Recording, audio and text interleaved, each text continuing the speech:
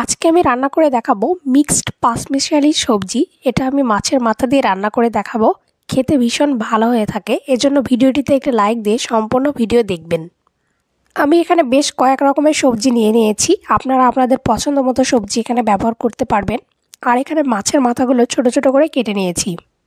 এবার মাছের মাথাগুলোতে সামান্য পরিমাণ নুন হলুদ দিয়ে দিব। নুন হলুদ দিয়ে এটা সুন্দরভাবে মেখে নিতে হবে। সবগুলো সবজি আমি ছোট ছোট করে কেটে নিয়েছি। এখানে বেশ কয়েক রকমের সবজি রয়েছে। এবার মাছের মাথাটা ভেজে নেওয়ার জন্য একটি কড়াইয়ে পরিমাণ মতো তেল দিয়ে দিলাম। তেলটা ভালোভাবে গরম হয়ে গেলে এখানে নুন হলুদ দিয়ে মাখিয়ে রাখা মাছের মাথাগুলো দিয়ে দিব। মাছের মাথাগুলো ছোট ছোট করে কেটে নিলে এগুলো সবজিতে ভালোভাবে মিক্সড হয় এবং ভেজে নিতে সুবিধা হয়, এজন্য ছোট ছোট করে কেটে নিয়েছি।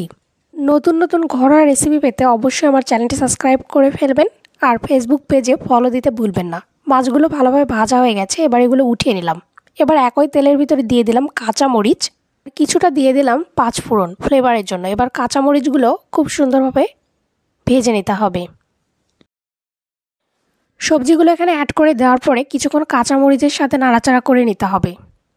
এরপর এখানে অ্যাড করে দিতে হবে সামান্য পরিমাণ হলুদের গুঁড়া, টেস্ট অনুযায়ী লবণ আর আদা জিরা পেস্ট। আদা জিরা এখানে পেস্ট করে দিয়ে দিয়েছি। আপনারা চাইলে এখানে পেঁয়াজও ব্যবহার করতে পারবেন। আমি এখানে পেঁয়াজ ব্যবহার করিনি। পেঁয়াজ ব্যবহার করলেও ঠিক একই প্রসেসে রান্না করলেই সবজিটা অনেক সুন্দরভাবে হয়ে যাবে। এবার এই সবগুলো উপকরণ দিয়ে খুব সুন্দরভাবে নাড়াচাড়া করে নিতে হবে। এবার এখানে খুব সামান্য পরিমাণ জল অ্যাড করে দিয়েছি।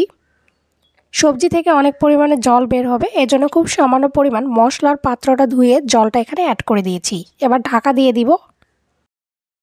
ঢাকা দিয়ে এভাবে কিছুক্ষণ রান্না করার পর ঢাকাটা উঠিয়ে নিলাম।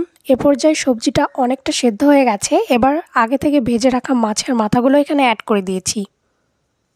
এবার মাছের মাথাটা দিয়ে খুব সুন্দরভাবে সবজিটা নাড়াচাড়া করে নিতে হবে আর মাছের মাথাগুলো একটু আধা ভাঙা করে দিতে হবে, এতে করে সবজির সাথে খুব সুন্দরভাবে মিক্সড হয়ে যাবে। এ পর্যায়ে এখানে অ্যাড করে দিতে হবে ভাজা জিরার গুঁড়ো। ভাজা জিরা গুঁড়ো অ্যাড করে দেওয়ার পর এগুলো খুব সুন্দরভাবে মিক্সড করে নিতে হবে। আর গ্যাসের ফ্লেমটাকে লো টু মিডিয়াম ফ্লেমে রেখে সবজির ভেতরে যে জল রয়েছে সেটা শুকিয়ে নিতে হবে। লো ফ্লেমে সবজিটাকে আরও 5 মিনিট মতো রান্না করে নিতে হবে। 5 মিনিট মতো রান্না করে নেওয়ার পরে সবজিটা একদম রেডি হয়ে যাবে। আপনারা লবণটা চেক করে নিতে পারবেন। এ পর্যায়ে লবণের প্রয়োজন হলে এ পর্যায়ে লবণটা দিয়ে দিতে পারবেন।